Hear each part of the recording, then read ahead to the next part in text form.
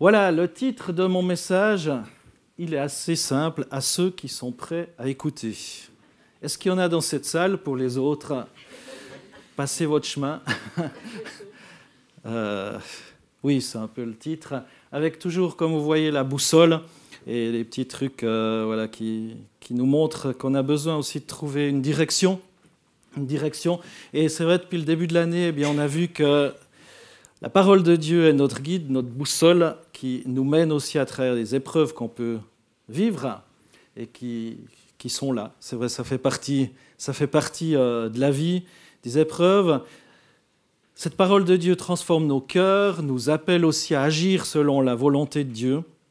Elle nous enseigne aussi à fuir des passions mauvaises, à rechercher Dieu, à éviter les disputes inutiles ou les disputes tout court, à nous éloigner aussi des mauvaises influences. Et avec l'histoire de la vie de Saül, j'avais parlé la dernière fois, c'était le titre du message, vous pouvez retrouver aussi tous nos messages transmis, donnés dimanche après dimanche. Le titre, c'était « Ne prends pas le risque de perdre l'onction de Dieu ». Vous pouvez écouter ça. Restez fidèle, demeurez dans sa présence, marchez selon la parole de Dieu.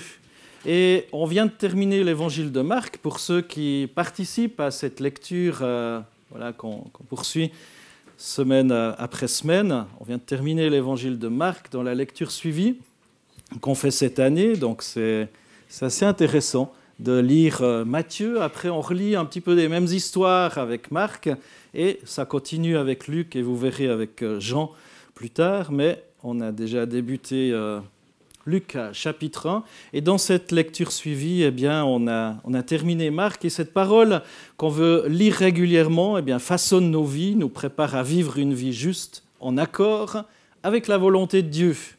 Comme nous le rappelle ce verset de l'année. Vous le savez bientôt par cœur? Bien sûr, facile, hein? Et c'est précieux aussi de connaître certains versets bibliques par cœur. C'est l'occasion aussi de se nourrir, d'être imbibé. Et même si on a l'impression de ne pas toujours se souvenir de ces textes, ils reviennent au bon moment. Conduits par le Saint-Esprit, toute l'Écriture est inspirée de Dieu pour nous enseigner la vérité, nous en convaincre. Corriger des erreurs, rectifier nos pensées. Oui, on ne pense pas toujours juste, même si on est très convaincu des fois. On peut être faussement convaincu parfois. Elle nous aide à réformer notre conduite, nous rend capables de mener une vie juste, conforme à la volonté de Dieu. Et ça, c'est aussi important. Cette parole nous rend capables. Parce que par nous-mêmes, par nos forces, par notre petite volonté, des fois, on se sent démuni et on est frustré. Se dire, de nouveau, j'ai échoué, où semble-t-il? Mais cette parole de Dieu, lorsqu'on s'appuie avec l'aide et la puissance du Saint-Esprit, lorsqu'on s'appuie dessus, cette parole nous rend aussi capables de mener une vie juste, conforme à la volonté de Dieu. Alors aujourd'hui, on va se plonger dans un passage de l'évangile de Marc. Dimanche passé, c'était aussi ça, avec Pierre-Alain Vauclair, les derniers chapitres de l'évangile de Marc, c'était, et vous pouvez aussi retrouver ce message sur le site internet. Mais aujourd'hui, on va voir Jésus qui utilise une parabole qui a profondément marqué les gens qui écoutaient ces discours de Jésus. Et la parabole du semeur, tirée de Marc 4, nous interroge sur la manière dont on reçoit la parole de Dieu. Alors peut-être tout de suite vous dites « Ah, mais je connais la parabole du semeur et autres », mais est-ce qu'il y a des gens qui sont prêts à écouter ? À ceux qui sont prêts à écouter, continuez d'écouter. Continuez d'écouter. Et Jésus parle à une foule divisée entre ceux qui croient en lui et ceux qui le rejettent. Nous aussi, il y a des gens qui parfois peuvent aussi nous rejeter. On n'est pas plus grand que notre maître. Et à travers cette parabole, il nous invite à réfléchir sur la qualité de notre écoute et notre réceptivité à sa parole. On peut se dire « je sais, j'ai déjà entendu », des gens qui disent « ah mais j'ai déjà lu, j'ai déjà entendu », mais ça n'a rien changé à notre vie. Dans cette histoire, Jésus nous enseigne que la manière dont on écoute et on reçoit la parole détermine notre fruit. Alors lisons cette parole dans Marc chapitre 4, versets 1 à 20. Jésus se mit de nouveau à enseigner au bord du lac. lac de Galilée. La foule se rassembla autour de lui, si nombreuse qu'il monta dans une barque où il s'assit sur le lac. C'est dans la barque qu'il s'asseye.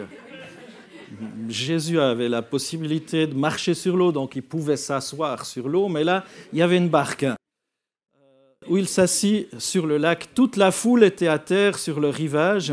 Il leur enseignait beaucoup de choses en paraboles.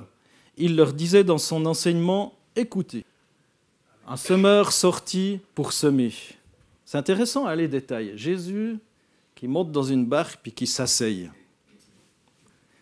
Des petits détails comme ça qui sont intéressants. On pourrait se dire, il a besoin que sa voix porte, donc il va être debout. Ben non, il s'est assis. Et il y a toute une foule qui est là. Verset 4. Comme il semait, une partie de la semence tomba le long du chemin.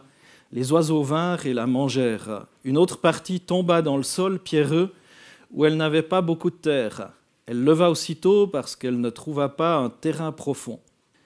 Mais quand le soleil parut, elle fut brûlée et sécha faute de racines. Une autre partie tomba parmi les ronces poussèrent et l'étouffèrent, et elle ne donna pas de fruit. Une autre partie tomba dans la bonne terre, et elle donna du fruit qui montait et se développait avec un rapport de 30, 60 ou 100 pour 1. Pas mal le rendement. Puis il dit que celui qui a des oreilles pour entendre, entende.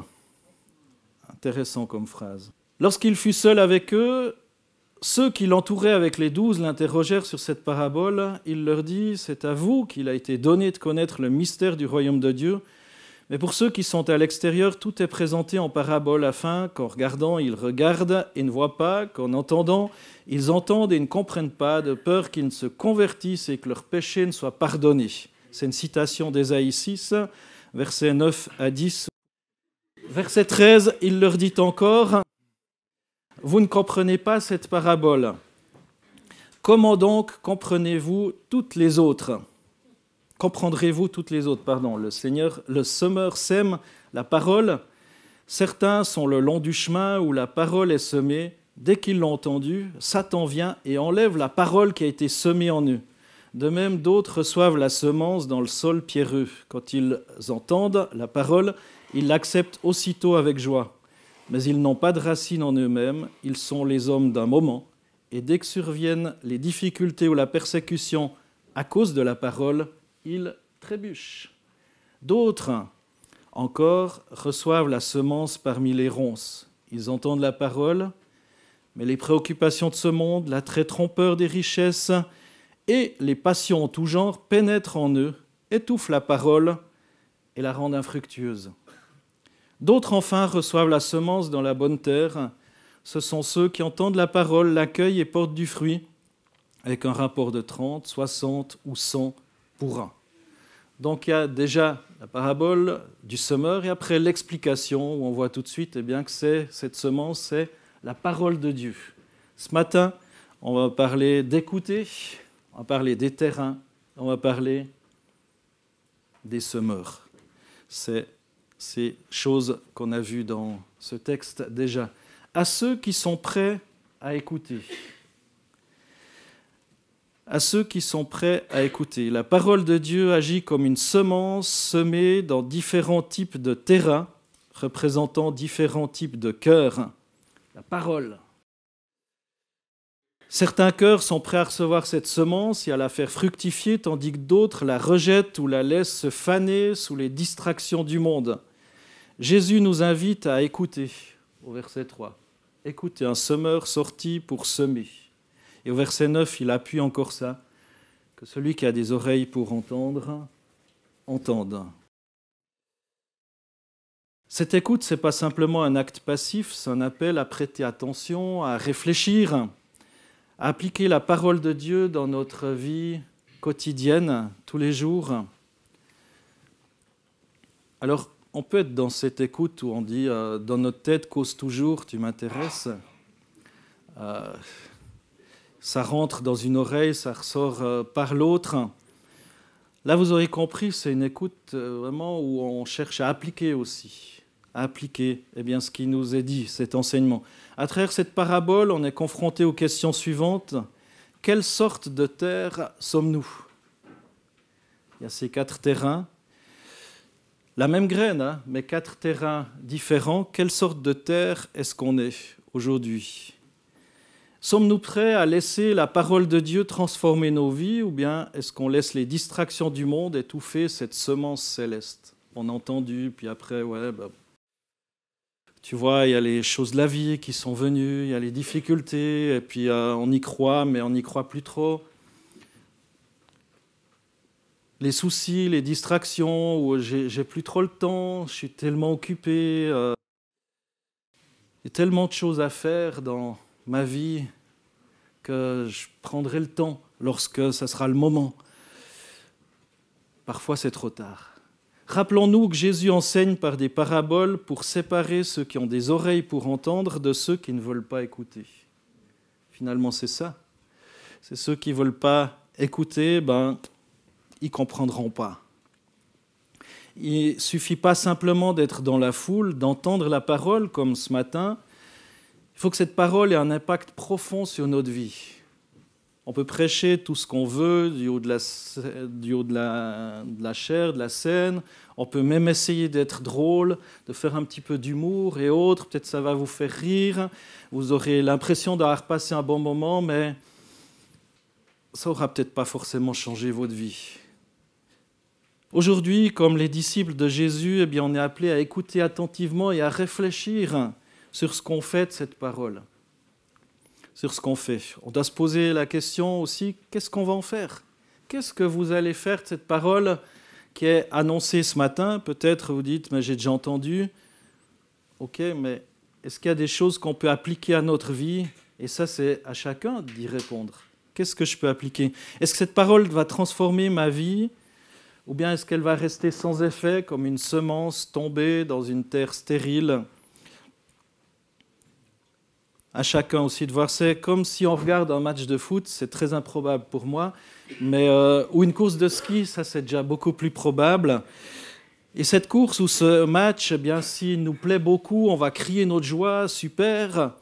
Et notre équipe, notre skieur préféré va peut-être gagner, ou l'équipe préférée va marquer un but. Et après ce match ou cette course, on en parle aussi à d'autres. Mais ce match ou cette course, finalement, ne va pas changer notre vie. On va être tout enthousiaste parce que notre sportif préféré a gagné, notre équipe préférée a gagné. De même, on peut aller à l'église, la réunion nous plaît beaucoup, on a passé un bon moment, il y avait notre équipe de louanges préférée qui a chanté, c'était bien, ils ont bien joué. On a chanté des chants, il arrive même qu'on parle de l'Église à d'autres, et c'est super, mais est-ce que ça change notre vie ? Est-ce que cette parole aura un impact durable ? Ou c'est comme ce match de foot ou une course de ski, on peut se rendre à l'Église, on peut écouter la lecture de la Bible, la prédication, on peut même dire qu'on a beaucoup aimé ce message, voire applaudir, mais est-ce que ça va changer notre vie ? On a de bonnes oreilles seulement lorsque la parole de Dieu a un réel impact sur nos vies et nous change vraiment. Celui qui a des oreilles qui l'entendent. On a de bonnes oreilles. La parole du semeur, la parabole, est plus qu'une simple histoire. C'est une invitation à réfléchir sur la manière dont on reçoit la parole de Dieu et comment elle va influencer notre vie. Vous n'êtes pas juste là pour passer un bon moment, mais aussi d'être impacté, d'être nourri, d'être renouvelé, d'être encouragé, peut-être d'être défié. Elle nous pousse à examiner notre cœur, notre foi, notre engagement à vivre selon les enseignements de Jésus-Christ. Elle nous invite également à réfléchir à notre mission en tant que semeur de la parole de Dieu. Parce que comme Jésus l'a dit, que celui qui a des oreilles pour entendre, entende. Aujourd'hui, on se pose la question, comment est-ce qu'on entend la parole de Dieu et comment est-ce qu'on la transmet ? C'est l'écoute. Deuxième chose, les terrains. Jésus commence cette parabole aussi en parlant de 4 types de terrains. Chacun représente différentes réponses à la parole de Dieu. Dans Marc 4, verset 4 et verset 15, le verset 4, c'est la parabole, le verset 15, c'est l'explication de ce texte. Comme il semait, une partie de la semence tomba le long du chemin. Les oiseaux vinrent et la mangèrent. Et l'explication que Jésus en donne, certains sont le long du chemin où la parole est semée. Dès qu'ils l'ont entendue, Satan vient et enlève la parole qui a été semée en eux. Le diable est comparé à un oiseau de proie qui cherche des graines à manger et il veut absolument pas voir la parole de Dieu porter ses fruits dans nos vies. Il fait en sorte qu'on oublie rapidement ce qu'on a entendu. Ça rentre par une oreille, ça ressort par l'autre, comme j'ai dit. Et ce type de terrain représente aussi ceux qui entendent la parole, mais qui ne la comprennent pas. Ils disent, mais je comprends rien. Ou qui ne l'acceptent pas. C'est trop dur. C'est trop dur, je ne suis pas d'accord. Comme une semence sur un chemin, elle ne peut pas pénétrer dans nos vies parce qu'on n'est pas prêt à la recevoir. Peut-être que dans notre vie, certains moments sont comme ce chemin où on a entendu la parole sans la laisser transformer notre cœur. On l'évacue. Il y a les endroits pierreux. Une autre partie tomba dans le sol pierreux où elle n'avait pas beaucoup de terre. Elle leva aussitôt parce qu'elle ne trouva pas un terrain profond, mais quand le soleil parut, elle fut brûlée et sécha faute de racines. Et Jésus donne cette explication. De même, d'autres reçoivent la semence dans un sol pierreux. Quand ils entendent la parole, ils l'acceptent aussitôt avec joie. Mais ils n'ont pas de racines en eux-mêmes. Ils sont les hommes d'un moment. Et dès que surviennent les difficultés ou la persécution à cause de la parole, ils trébuchent. Pas de racines. Et c'est là où il y a l'importance aussi de se nourrir. Comment est-ce que tu nourris ton âme, mon frère, ma sœur ? Par la lecture de la parole, par la prière. Par ces temps, ces cœur à cœur, d'entrer dans sa chambre, de fermer la porte, de prier notre Père qui est là. Et la semence pousse rapidement, mais elle n'a pas de racines profondes. Il n'y a pas de fondation. Ceux qui écoutent, c'est des personnes qui écoutent la parole. Peut-être elles lèvent la main pour dire qu'elles acceptent Jésus comme leur sauveur, qu'elles veulent le suivre. Mais qu'est-ce qui se passe quand il y a des difficultés ? Qu'est-ce que j'ai fait pour mériter ça ? Pourquoi ? Combien parmi nous ont peut-être une foi vive au début, mais ont perdu cet élan lorsqu'ils ont été confrontés aux difficultés de la vie ?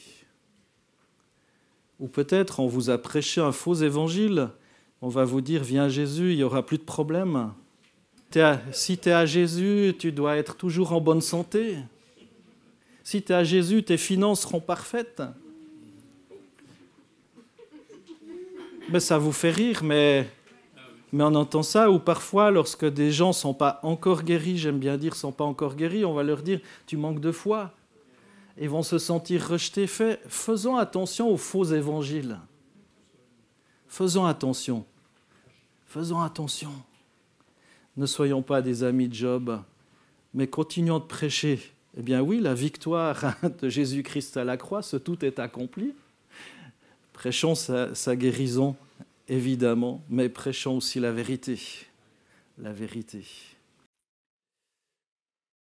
Quand on voit la fin des apôtres et des disciples, on peut se dire qu'ils manquaient franchement de foi. Ils sont tous morts de mort tragique, sauf peut-être Jean, qui est mort de vieillesse. Les ronces et les épines. Là, Jésus donne l'explication, versets 18 et 19. D'autres encore reçoivent la semence parmi les ronces, ils entendent la parole, mais les préoccupations de ce monde, l'attrait trompeur des richesses, les passions en tout genre pénètrent en eux, étouffent la parole et la rendent infructueuse. Ces personnes commencent à grandir dans la foi, la parole de Dieu les change un petit peu, mais elles sont encore tellement attirées par les choses de la vie. Elles n'enlèvent pas les mauvaises herbes, les épines de leur vie. Quelles sont ces mauvaises herbes, ces épines ? Dans 1 Roi 18, verset 21, Élie, le prophète, va dire au peuple d'Israël « Jusqu'à quand clocherez-vous des deux pieds ?»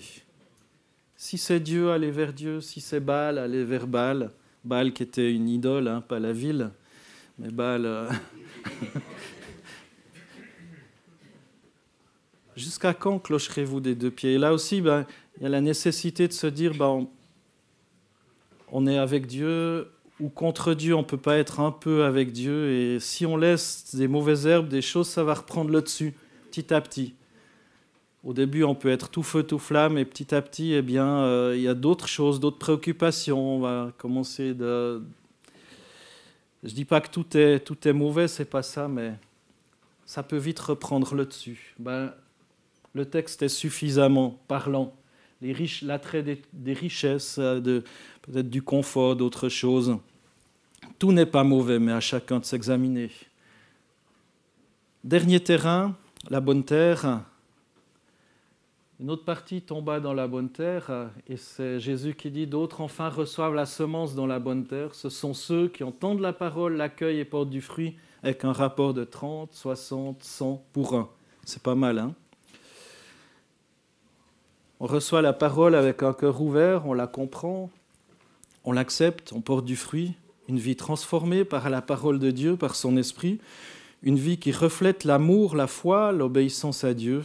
Ce sont ceux qui ne se contentent pas simplement d'entendre, mais qui mettent en pratique ce qu'ils entendent.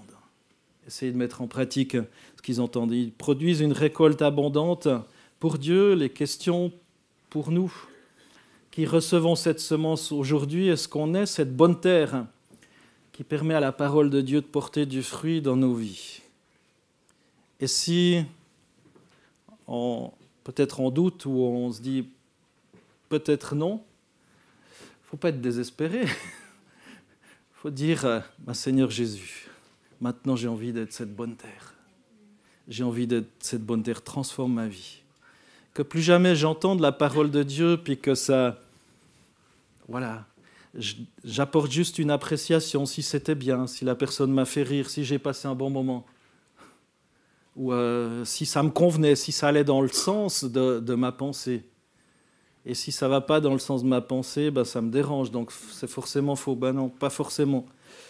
Cette semence transforme-t-elle notre vie? Est-ce qu'elle nous permet de renoncer au péché, de nous confier en Dieu? Est-ce qu'elle fortifie notre foi? Est-ce qu'il y a une parole de foi à saisir? Est-ce qu'elle nous aide à aimer Dieu, à aimer Jésus un petit peu plus et à lui obéir? Et c'est une parole qui est en accord aussi avec Dieu. La seule terre qui plaît à Dieu, c'est celle qui donne une bonne récolte du fruit. J'ouvre une parenthèse. Vous aurez remarqué que la semence, c'est la même pour tous les terrains. Paul va dire à Timothée, juste après le verset qu'on a choisi pour cette année, dans 2 Timothée 4, 1 à 5, « C'est pourquoi je t'en supplie, devant Dieu et devant le Seigneur Jésus-Christ, qui doit juger les vivants et les morts au moment de sa venue et de son règne, prêche la parole, insiste en toute occasion, qu'elle soit favorable ou non, réfute, reprend, encourage. Fais tout cela avec une pleine patience et un entier souci d'instruire. En effet, un temps viendra où les hommes ne supporteront plus la saine doctrine. Au contraire, avec la démangeaison d'entendre des choses agréables, ils se donneront une foule d'enseignants conformes à leurs propres désirs. Ils détourneront l'oreille de la vérité et se tourneront vers des fables. Mais toi, sois sobre en tout, supporte les souffrances, accomplis la tâche d'un évangéliste, remplis bien ton ministère. » On est dans un monde rempli de fake news. Aujourd'hui, on peut se nourrir d'Internet, de nouvelles, de choses qui sont là. Et la semence doit être pure, mes frères et sœurs. La semence doit rester la semence, la bonne semence, la parole de Dieu. Et ça ne sert à rien de vouloir améliorer cette semence, ni vouloir améliorer l'emballage. Vous aurez remarqué que Jésus n'a pas dit qu'il avait utilisé une semence différente d'un terrain à l'autre. La semence reste parfaitement identique. Il n'y a pas un emballage différent. Mes amis, concentrons-nous dans ce monde du paraître, dans ce monde où il faut chercher à plaire aussi, et je ne dis pas qu'il faut chercher à déplaire, ce n'est pas ça, mais concentrons-nous, focalisons-nous sur l'essentiel, sur le contenu. Des fois, j'ai l'impression qu'on met tellement d'énergie pour l'emballage, pour soigner les formes. Concentrons-nous sur le plus important, le contenu, pas le reste. J'entends parfois à certains endroits, est-ce que je suis fier de mon Église? Sous-entendu, est-ce qu'elle est attractive? Est-ce que c'est bien? Est-ce qu'on s'éclate? Moi, j'aimerais dire, est-ce qu'on y prêche l'évangile de Jésus-Christ? Et dans ce sens-là, je pense qu'on peut en être fier. On peut prier aussi pour l'Église, pour qu'elle soit de plus en plus belle, pour que ces ronces, ces pierres, ces cailloux, ces terrains durs puissent être bien labourés, bien meubles, arrosés par le Saint-Esprit. la bonne terre qui porte du fruit.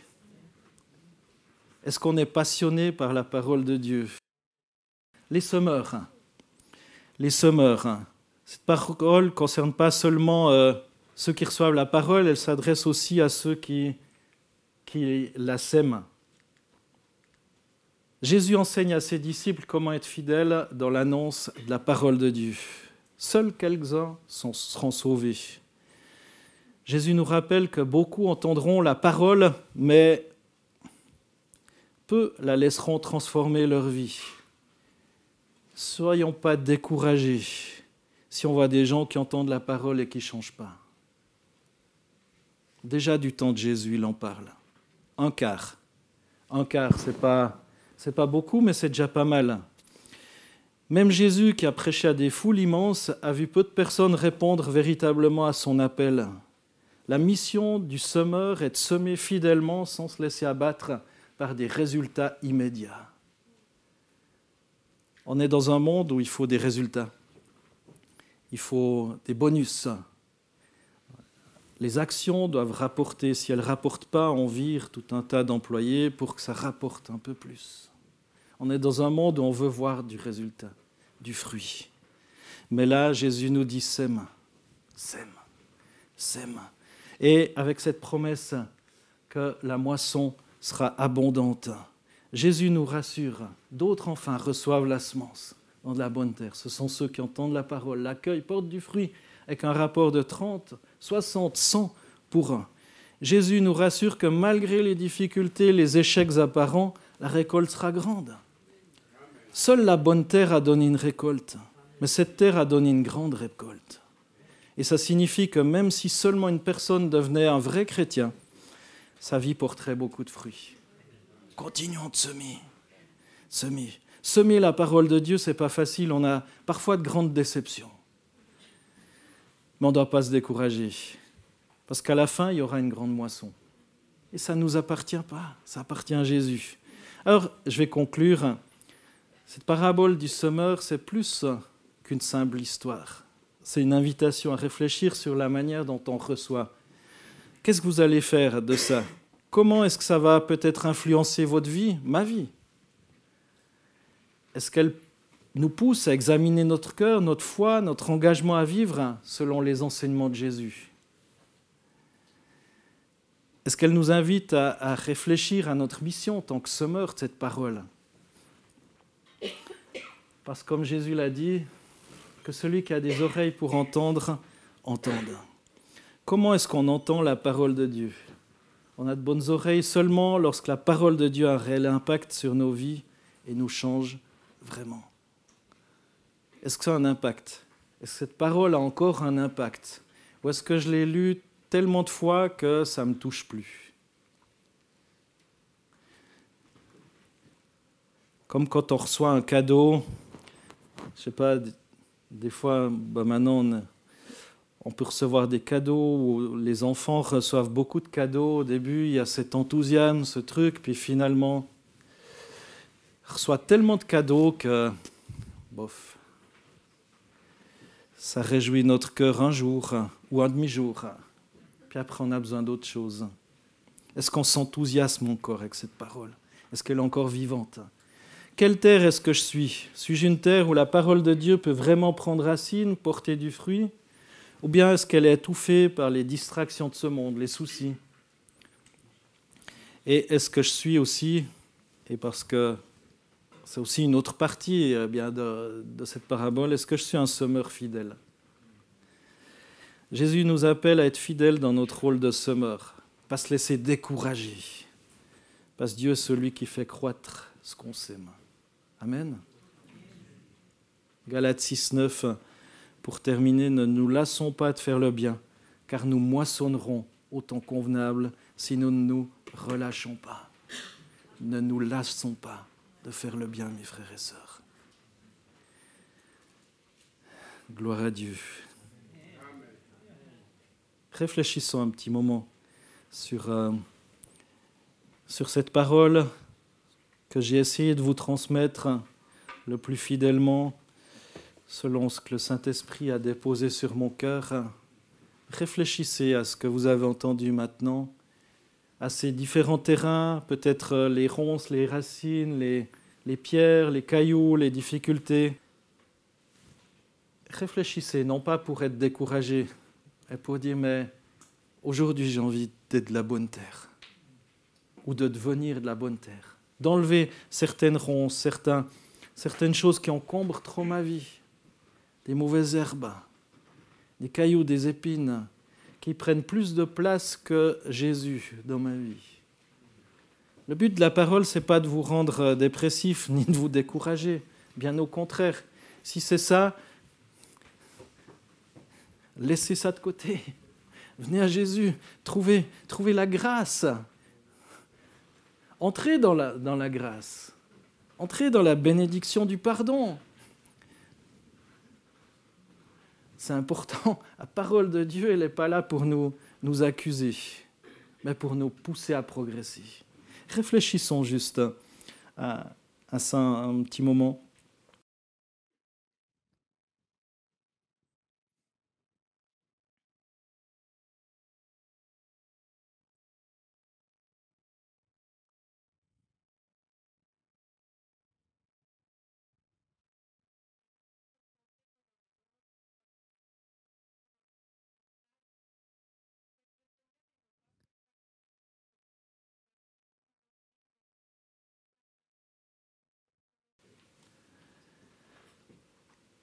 Jésus, merci. Merci encore pour ce qu'on a reçu. Merci aussi pour cette parole transmise aussi, qu'on reçoit aussi. Seigneur, qui nous a été donnée. Seigneur, qu'on ne doit pas être compartimenté, un endroit où on est différent d'un autre. Et Seigneur, merci pour ces 4 terrains. Merci aussi de faire de nos vies de la bonne terre, de faire de nous de bons semeurs. Seigneur, aide-nous à avoir de la bonne semence. Seigneur, ta parole, parce que ta parole est la vérité. Garde-nous de la semence frelatée. Garde-nous de vouloir améliorer cette semence. Mais Seigneur, nous voulons aussi prier pour ces terrains. Parfois c'est nos vies, parfois c'est la vie de ceux à qui on s'adresse. Eh bien Seigneur, fais que ces terrains soient purs, soient cette bonne terre bien préparée. Exempt de mauvaises herbes, de cailloux, de ronces. Seigneur, c'est toi qui permets et qui a donné ta vie pour que nos vies soient débarrassées de ces scories, de tous ces soucis de la vie. Oui, béni soit ton nom, Jésus. Amen.